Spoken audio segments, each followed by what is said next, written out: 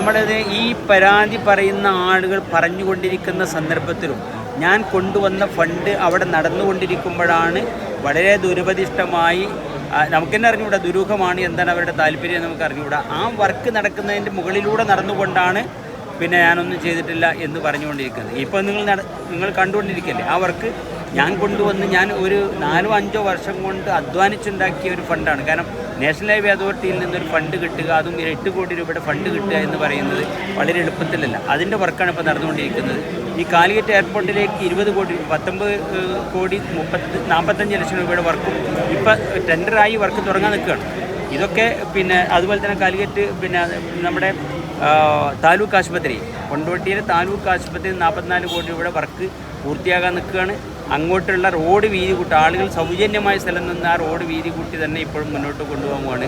കൊണ്ടോട്ടിയിലെ government college, ആ college കേരളത്തിലെ ഏറ്റവും ഒരു മാതൃകാ കോളേജ് ആക്കി മാറ്റി നാഷണൽ നാക്കിൻ്റെ അക്രഡിറ്റേഷൻ വാങ്ങിയിട്ടുള്ള കേരളത്തിലെ ന്യൂജൻ കോളേജുകളിൽ ഏക കോളേജാണ് കൊണ്ടോട്ടി ഗവൺമെൻറ് കോളേജ്. അങ്ങനെ ഒരുപാട് കൊണ്ടോട്ടി എടവണ്ണപ്പാറ അരീക്കോട് റോഡൊക്കെ ആളുകൾക്ക് വിഷ്വലായിട്ട് അവരെ വിഷലിൽ വന്നുകൊണ്ടിരിക്കുന്ന സംഗതികളാണ്. പിന്നെ ഈ ചീത്ത പിന്നെ കുറച്ച് ആളുകൾ ഗൂഢാലോചന നടത്തിയിട്ട് പിന്നെ നടത്തിയത് ആളുകൾ ഇപ്പോൾ ഈ കണ്ടുകൊണ്ടിരിക്കും. ആളുകൾക്കത് ബോധ്യമാകും എന്നാണ് ഞാൻ വിശ്വസിക്കുന്നത്. വൈകാതെ അതിൻ്റെ കണക്കെടുപ്പൊക്കെ പൂർത്തീകരിച്ച് വൈകാതെ നടപ്പാവും.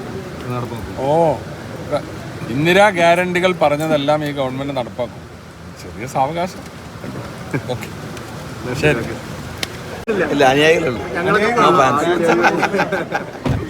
കുട്ടികൾക്ക് നമ്മൾക്ക് ഇഷ്ടമാണ്, കുട്ടികൾക്ക് നമ്മളെ ഇഷ്ടമാണ്. പള്ളിക്കുന്ന് മണ്ഡലത്തിലെ പ്രധാനമായിട്ട് നമ്മൾ മുന്നോട്ട് വെക്കുന്ന ഒന്ന്, നമ്മുടെ നാഷണൽ ഹൈവേ 66 നിന്ന് നമുക്ക് കാലിക്കറ്റ് എയർപോർട്ടിലേക്ക് ഒരു പിന്നെ എലിവേറ്റഡ് ഹൈവേ വേണം. അതോടൊപ്പം തന്നെ നമ്മുടെ government arts and science college വേണം. അത് പ്രത്യേകിച്ച് പറ്റുമെങ്കിൽ നമ്മുടെ കാലിക്കറ്റ് യൂണിവേഴ്സിറ്റി ക്യാമ്പസിലെ ഒരു യൂണിവേഴ്സിറ്റി കോളേജ് മാതൃകയിൽ, കേരള യൂണിവേഴ്സിറ്റി കോളേജ് മാതൃകയിൽ ഒരു കോളേജ് ന്യൂജൻ കോഴ്സുകളോട് കൂടി വേണം.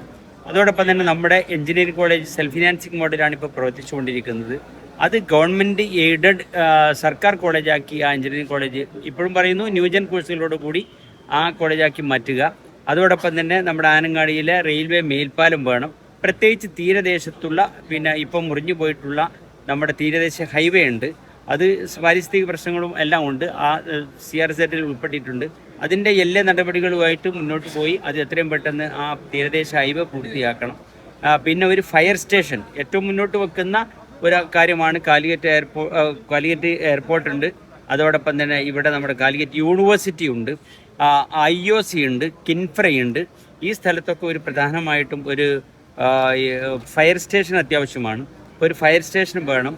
ഇങ്ങനെ തുടങ്ങിയിട്ടുള്ള പിന്നെ റോഡുകളും പാലങ്ങളും പരമ്പരാഗതമായ ഇതും അതുപോലെ തന്നെ ടൂറിസം പ്രോജക്റ്റിന് ഒരുപാട് സാധ്യതകളുണ്ട്.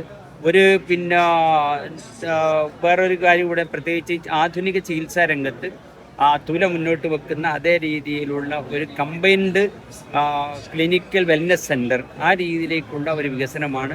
മണ്ഡലത്തിലെ എല്ലാ സർക്കാർ കോളേജുകളെയും സർക്കാർ സ്കൂളുകളെയും, അത് പ്രൈമറി ആണെങ്കിലും ശരി, അപ്പർ പ്രൈമറി ആണെങ്കിലും ശരി, ഹയർ സെക്കൻഡറി ആണെങ്കിലും ശരി, എല്ലാം അത് ഏറ്റവും നല്ല സ്മാർട്ട് സ്കൂളുകളാക്കി, സ്മാർട്ട് ക്ലാസ് റൂമുകളാക്കി മാറ്റുക എന്നുള്ളതൊക്കെ തന്നെയാണ്. അത് പ്രാഥമിക വിദ്യാഭ്യാസ രംഗത്തും സെക്കൻഡറി വിദ്യാഭ്യാസ രംഗത്തും മറ്റത് ഹയർ എഡ്യൂക്കേഷൻ വിദ്യാഭ്യാസ രംഗത്തും പ്രത്യേകിച്ച് കാലിക്കറ്റ് യൂണിവേഴ്സിറ്റിയെ ഒരു സെൻറ്റർ ഓഫ് എക്സലൻസി ആക്കി മാറ്റുക എന്നുള്ളതൊക്കെ തന്നെയാണ് ഇവിടെ പ്രധാനപ്പെട്ട ലക്ഷ്യങ്ങൾ.